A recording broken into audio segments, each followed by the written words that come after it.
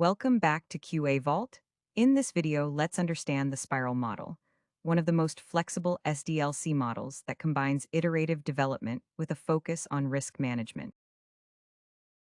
The spiral model is a software development model that combines the features of iterative development and the systematic aspects of the waterfall model. It allows multiple cycles or spirals of planning, designing, building, and testing. As shown here, the development process in the spiral model moves in loops or spirals. Each loop represents one phase of the software, starting small and expanding outward with every iteration. In the planning phase, project objectives, alternatives, and constraints are identified. This is where requirements are gathered and a strategy is developed for that iteration. Here, potential risks are identified and analyzed before development begins. Prototypes may be created to evaluate solutions or test ideas early.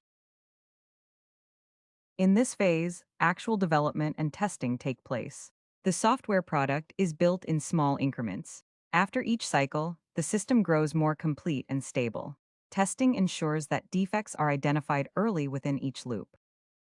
After each iteration, the customer or stakeholders evaluate the software. Their feedback determines whether to proceed to the next loop, repeat certain steps, or adjust the plan. This makes the spiral model highly flexible and customer-focused.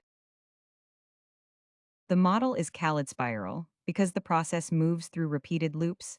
Each loop spirals outward as the project progresses. With every cycle, the product becomes more refined, and risks are managed efficiently. The spiral model's biggest strength is its ability to handle risks early and adapt to feedback continuously. However, it can be costly and complex for smaller projects, as it demands careful planning and expert risk evaluation. Thanks for watching. Stay tuned with QA Vault for more video.